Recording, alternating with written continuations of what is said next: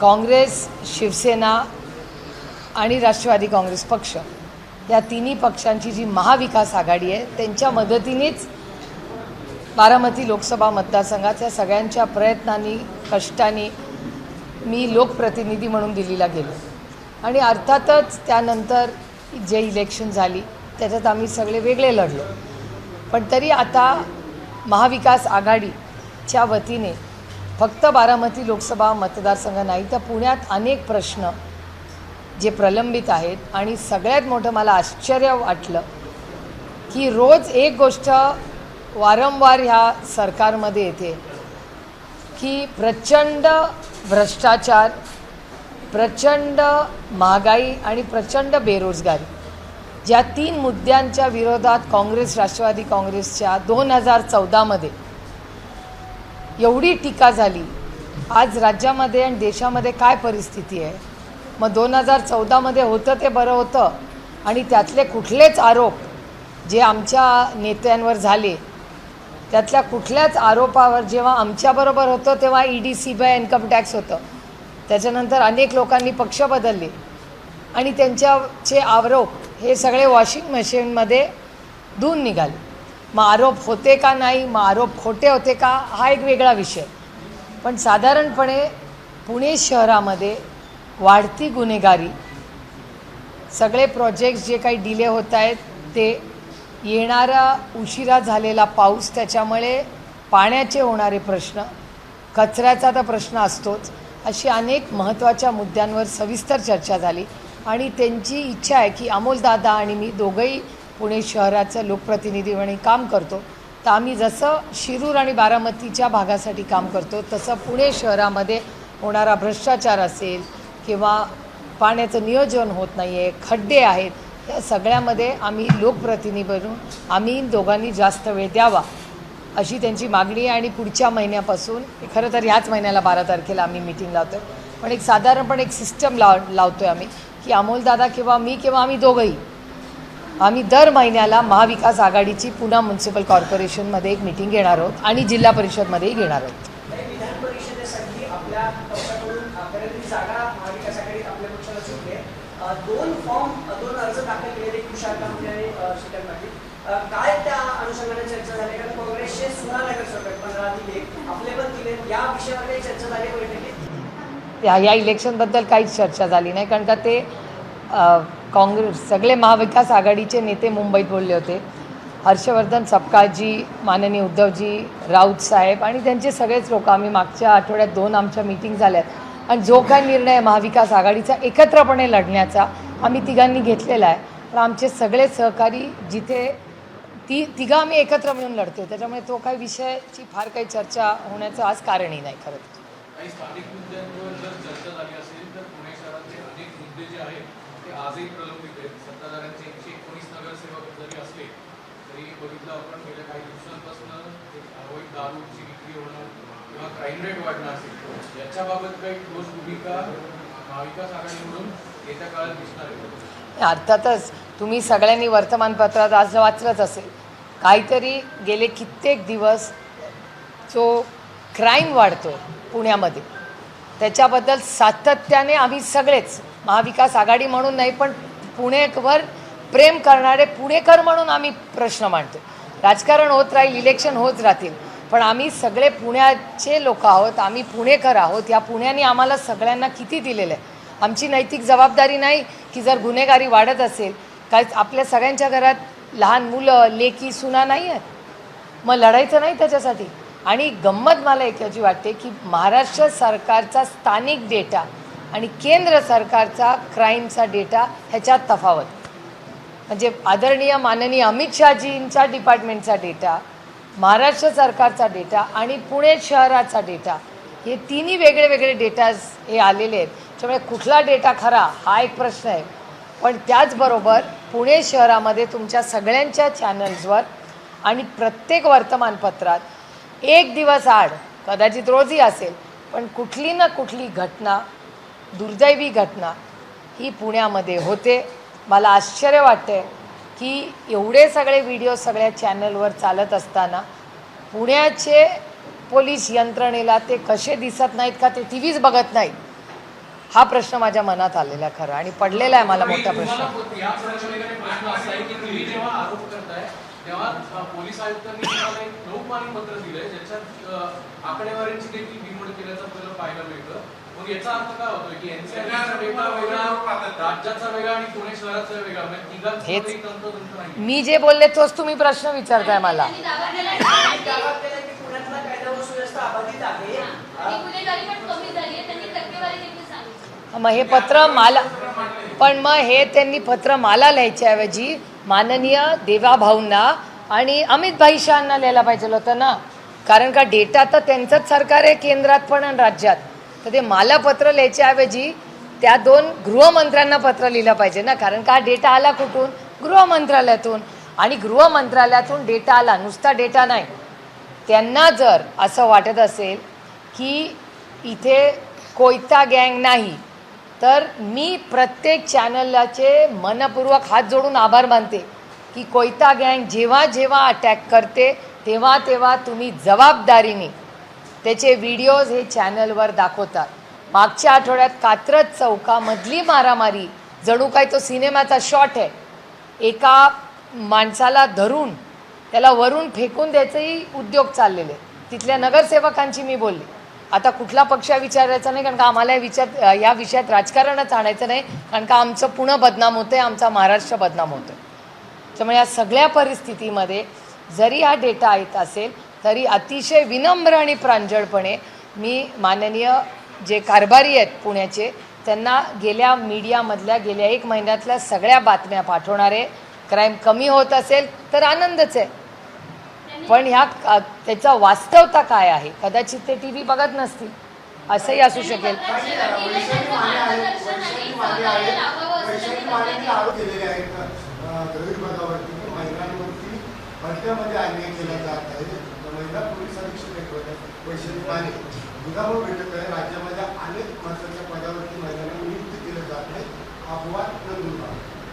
हे बघा, पुण्यामधला क्राईम पहिला विषय तो संपूया आणि मग मी याच्यावरही बोलेन. पुण्यामध्ये क्राईम वाढतोय हा डेटा माझा नाही, हा केंद्र आणि महाराष्ट्र सरकारचा डेटा आहे जो सगळ्या वर्तमानपत्रात आलेला आहे. आणि तो नुसता डेटा नाही, प्रत्येक गोष्टीचे व्हिडिओज हे वारंवार आलेले. त्याच्यामुळे अर्थातच आणि आमची सहकार्याची भूमिकाच आहे ना पोलिसांना. आता परवा 22 लोक गेले. आता मला खरं सांगा, ही दारूची जी ही सगळे आपण लोक गेले, आपले सगळ्या पत्रकारांना ही भेसळ कुठे होते माहिती आहे, पण पोलिसांना माहिती नाही. म्हणजे पत्रकार पोलिसांचं काम करायला लागले, मग पोलीस यंत्रणा काय करते? आणि फक्त हे सगळ्या ज्या 20-22 बदल्या झाल्यात त्याच्यातून प्रश्न सुटत नाही ना, तुम्हाला मुळाशी जावं लागेल. ड्रग्ज, मला तुम्ही सांगताय की फर्ग्युसन कॉलेज रोडला अनेक वेळा वर्तमानपत्र आणि चॅनल्सवर दाखवलं जातं की तिकडे ड्रग्ज मिळतात. मग ह्याच्या विरोधात कधी बोलणार? मी अनेक वेळा महाराष्ट्राच्या माननीय मुख्यमंत्र्यांना विनम्रपणे आवाहन केले की काही सामाजिक प्रश्नात राजकारण बाजूला ठेवून ताकदीने महाराष्ट्राच्या पुढच्या पिढीच्या हितासाठी आमची काम करायची तयारी आहे. पण ते बदल होताना पुण्यात दिसत नाही, म्हणून जड अंतःकरणाने आम्ही आरोप करतो. आम्हाला का हाऊस नाही आरोप करायची, आमच्या राज्याची आणि आमच्या शहराची बदनामी होते. त्याच्यामुळे त्यांनी जे पत्र लिहिलं आहे मी आभार मानते, मी जाहीरपणे आभार मानते की कमिशनर पुण्यांनी जे मला पत्र लिहिलं आहे त्याच्याबद्दल मी त्यांची आभारी आहे. ते पूर्णपणे मी वाचलेलं आहे आणि त्यांना आज एक विनम्रपणे एक उत्तर त्याचं मी आज देणार आहे. ते ड्राफ्टही झालं असेल. आम्ही सहकार्य आम्ही सेवक आहोत. आम्ही राज्यात कशासाठी निवडून आलो आहे? महाराष्ट्राची 12मती लोकसभा मतदारसंघाची पुण्याची सेवा करण्यासाठी, म्हणून तर आम्ही म्हणतो आहे. आणि त्यांना जर सहकार्य आमचं हवं असेल तर त्यांनी आम्हाला मिटिंगला बोलवावं, आम्ही कधी बसायला. ते म्हणतील ती वेळ, ते म्हणतील ती जागा. आमची सहकार्याची भूमिका आहेच. आता तो जो बदलीचा विषय आलेला आहे हा अतिशय चिंताजनक आहे. एखाद्या महिलेला किंवा एखाद्या मेरिटवर पास झालेल्या कर्तृत्ववान व्यक्तीला त्यांना असं वाटत असेल तर त्याची नोंद महाराष्ट्राच्या गृहमंत्र्यांनी घ्यावी. आणि माझा विश्वास आहे की या सगळ्या प्रक्रियेत सातत्याने त्यांचं म्हणणं असतं की आम्ही महिलांना आरक्षण देऊ इच्छितो, आम्हाला महिलांना. मग ह्या जर महिलेवर अन्याय होत असेल तर त्याची पहिली नोंद महाराष्ट्र सरकारने घेतली पाहिजे. राष्ट्रवादी काँग्रेस आपण तर 2 उमेदवारी अर्ज दिले, पण दादांच्या पक्षातून पण 2 उमेदवारी अर्ज दिले. एक सुनील टिंगरेंचा पण तो बाहेर होण्याची शक्यता आहे, कारण महायुतीचे अधिकृत उमेदवार म्हणून विक्रम काकडेंना संधी दिली आहे. त्याला अख्खा राडा पॉलिटिकल ड्रामा जो पुण्यात पाहायला मिळाला. त्यानंतर तुम्ही हे सगळं बघितलं असेल, पण आता तुमच्या पक्षाकडून आक्षेप घेतला गेला काकडेंच्या अर्जावर की प्रॉपर्टी टॅक्स ते भरत नाहीयेत. असं काही आहे का? तुम्ही आक्षेप वगैरे घेतले असेल? नाही, मगाशी मला उमेदवारांचा आमच्या फोन आला होता की असं म्हणे, म्हणजे त्या वकिलाला माझ्यापेक्षा जायचे असेल की माझ्या कानावर आलेल्या गोष्टी मी काही कागदपत्र पाहिलेले नाही, पण अजित पवार गटाचे जे कॅन्डिडेट आहेत, उमेदवार आहेत, त्यांनी जो फॉर्म भरला आहे काल, आता साधारणपणे अशी पद्धत असते की आपण टॅक्स भरायचा एक NOC असतो, नो ऑब्जेक्शन सर्टिफिकेट, की आपण सगळे टॅक्स भरलेले आहेत. तर एक टॅक्स त्या उमेदवारांनी भरला नव्हता असं एक ऑब्जेक्शन आलं आहे, आणि आज आमच्या लोकांच्या समोरच त्यांनी 40,000 रुपयाचा वाटतं काहीतरी चेक भरला आणि तो टॅक्स भरलेला आहे.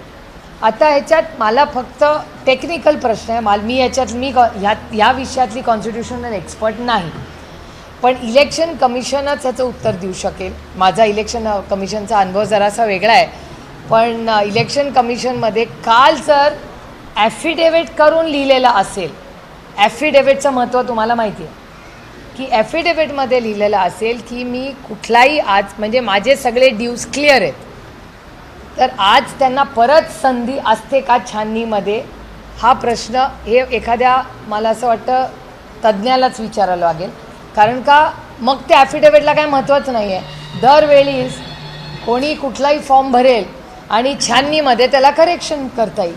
त्यामुळे हा एक महत्त्वाचा मुद्दा आहे, तो गांभीर्याने, मला काही व्यक्तीचा प्रश्न नाही आहे, हा व्यवस्थेचा प्रश्न.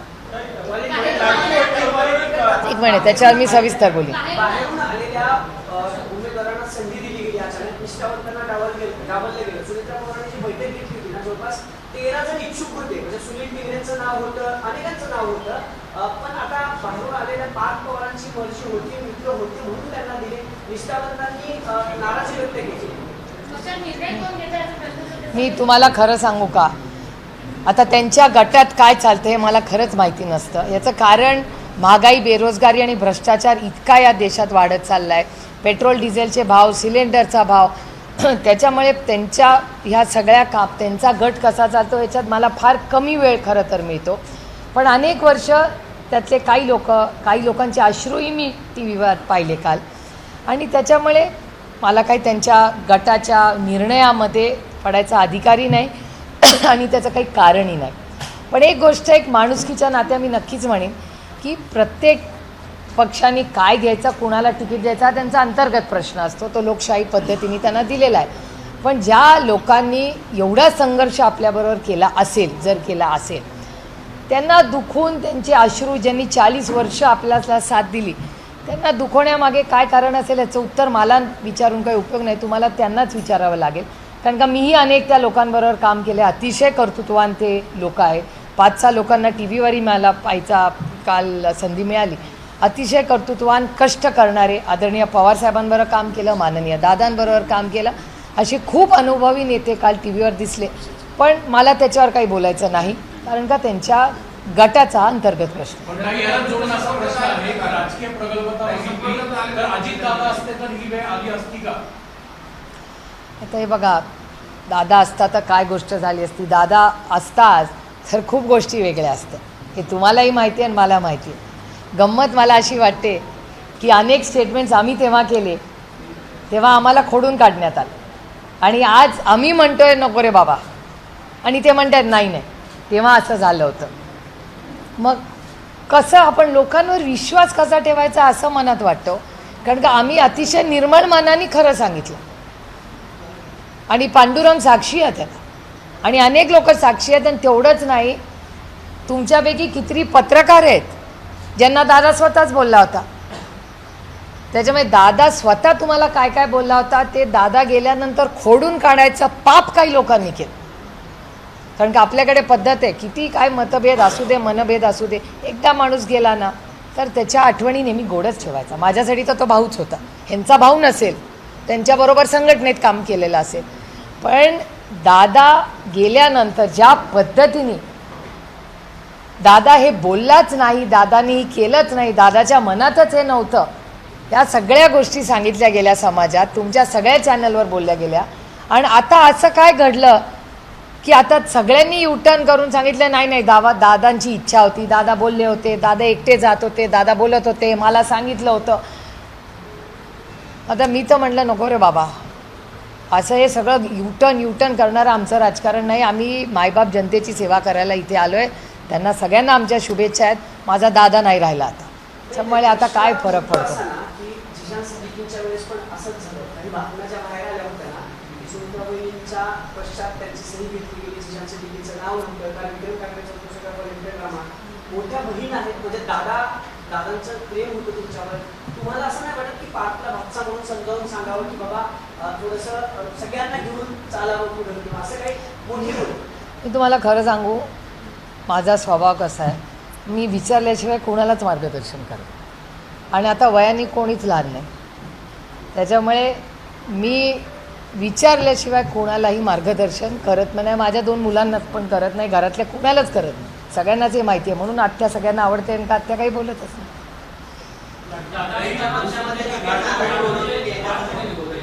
कोणाचे? मला खरं फारसं माहिती नाही. मी काय संजय काकडेंना फारसं काही ओळखत नाही. वर्तमानपत्रात वगैरे ज्या काय बातम्या येतात किंवा माझ्या मतदारसंघात, काका तुम्हाला माहिती आहे आपण जातो त्या दिलीप बराटेंच्या घराच्या अलीकडे त्यांची एक सिटी आहे वगैरे, त्याच्यामुळे माझी काय फारशी ओळख नाही आणि मला काही फारसं माहिती नसतं या गोष्टीतलं. असतील ना, पण मूळचे असतील ना, पण आता पुणेकर झाले, त्याच्यामुळे मला काय फारसा काय, पुरंदर पण आपलंच आहे ना, आपलेच सगळे भावकी आहे तिकडे. पण कुठलेही असले तरी माझे फारसे काय त्यांच्याशी कधी संबंध आले नाहीत. आणि कुठल्या गटाने कुणाला तिकीट द्यावं आणि नाही द्यावं त्या गटाचा प्रश्न आहे ना. आपण कसं दुसरे के घर में क्यों जाके. मी तुम्हाला खरं सांगू, नाही बघा, माझं कॉन्टॅक्ट हा सगळ्यांबरोबर वर्षभर असतो. म्हणजे पक्ष वेगळे झाले तरी घडामोडींचा काय संबंध, नाती कन्सिस्टंट असतात, ती काही ढगासारखी नसतात, आज आला आणि गेला असं नसतं. नाही, माझी कोणाची भेट झाली नाही, माझी भेट झाली नाही. मी कुणाशी बोललेले नाही. ज्यांच्याशी मी रेग्युलरली बोलते त्यांच्याशी माझी बोलणी एनिवे होत असतात. आणि त्यांच्या गटात त्यांनी कुणाला तिकीट द्यायचं, योग्य अयोग्य, मला कोणी मक्तेदारी दिली आहे आणि मला वेळही नाही. मी खरंच तुम्हाला सांगते, महागाई, बेरोजगारी, भ्रष्टाचार, पुढे येणारी आव्हानं, भाजीचा भाव तुम्ही बघताय किती झालेला आहे. सामान्य माणसांनी जगायचं कसं? एक MLCचं इलेक्शन तुम्हाला मोठी बातमी झाली, पण जो शेतकरी आज डिझेलसाठी तासन तास लातूर असेल, नंदुरबार असेल, हिंगोलीला उभा आहे, त्याचं का बघायचं का ह्यांचं एक MLCचं इलेक्शन बघायचं? हे बघा, आमच्या कुटुंबातले तर लोक आहेत आणि तुम्हाला माहिती आहे, आणि मी हे पहिल्यांदा नाही नेहमीच म्हणते की कोणीही व्यक्तीने 2 पैशाचंही जरा आपल्याबरोबर एकत्र काम केलं असेल त्या ऋणात आपण राहू. त्यामुळे माझं त्यांच्याबद्दल जरी गेल्या 2-3 वर्षात काही मतभेद, काही राजकीय मतभेद झाले असतील, पण मनभेद माझे कोणाशी कालही नव्हते, आजही नाही आणि उद्या नाही. आणि मी त्या गटातल्या 99% लोकांशी माझा कॉन्टॅक्ट कालही होता, आजही आहे आणि उद्याही राहील. त्याच्यात नवीन काय आणि त्याच्यात गैर काय?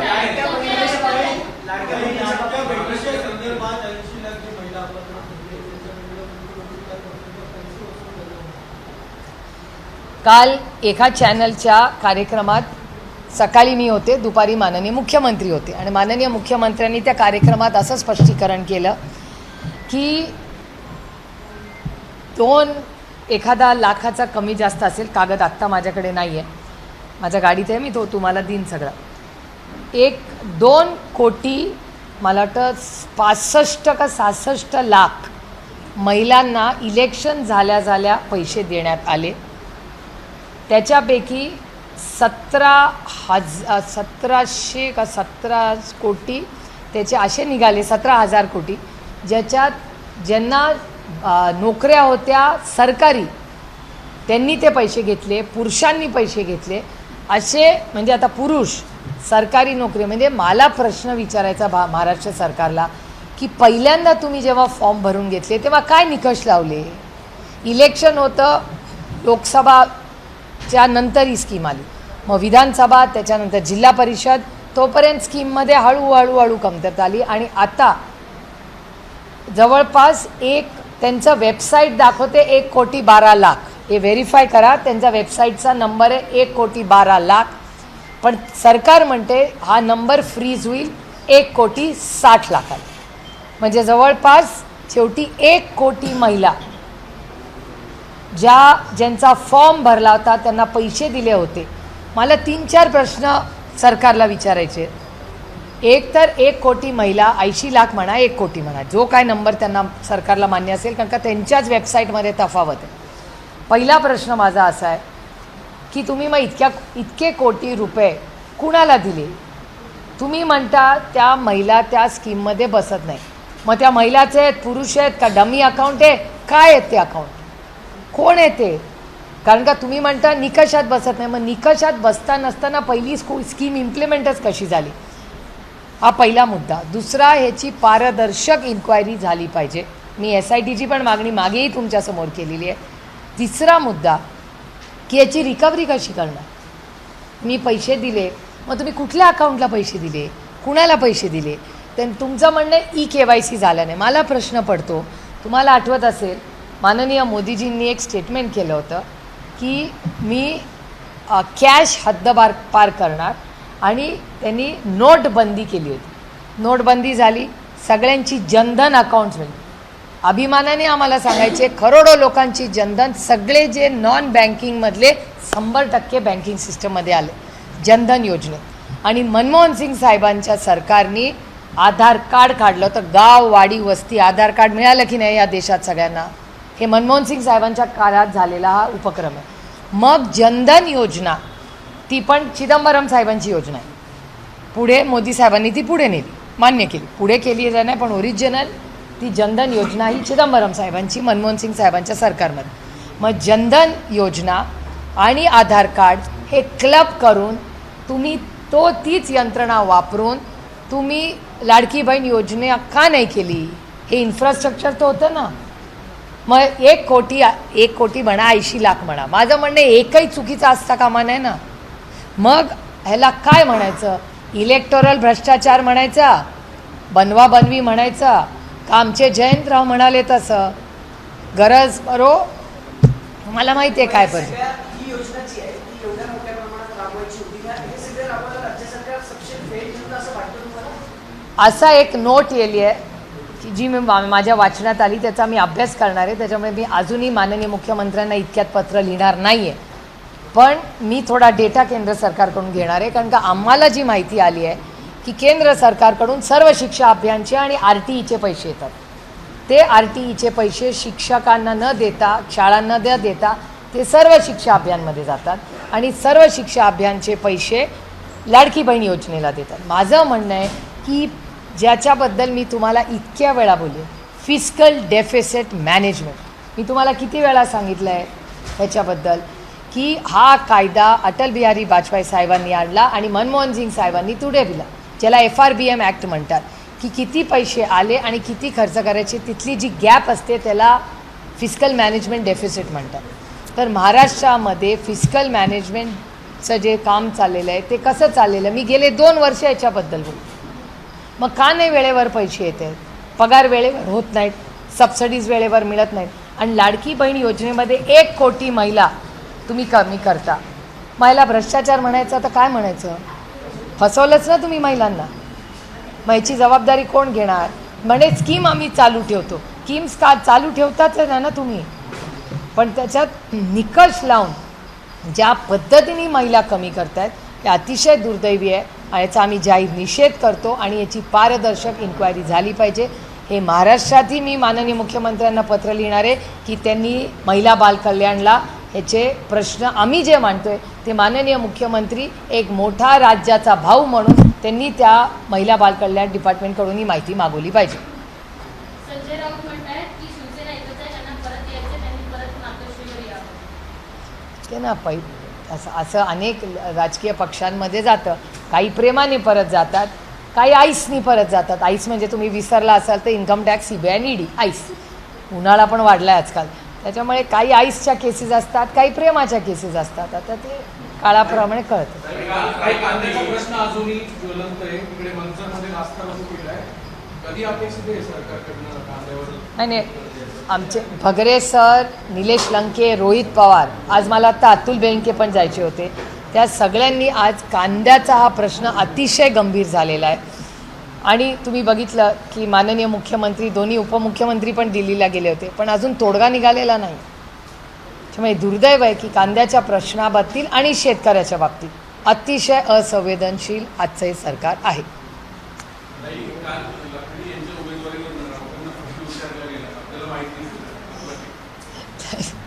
हे बघा, राऊत साहेब आमचे मोठे भाऊ आहेत, त्यांना आम्हाला सगळं बोलण्याचा अधिकार आहे. आणि अरुणभाईंचे जे राजकीय त्यांचा विचारधारा, त्याच्यात आमच्या कौटुंबिक नात्याचा काही संबंधच नाही. आणि त्याच्यामुळे त्यांनी त्यांचं राजकारण करावं, आम्ही आमचं करू. आता त्याच्यात आमच्या मुलांचा काय संबंध? ABP माझा, उघडा डोळे बघा नीट.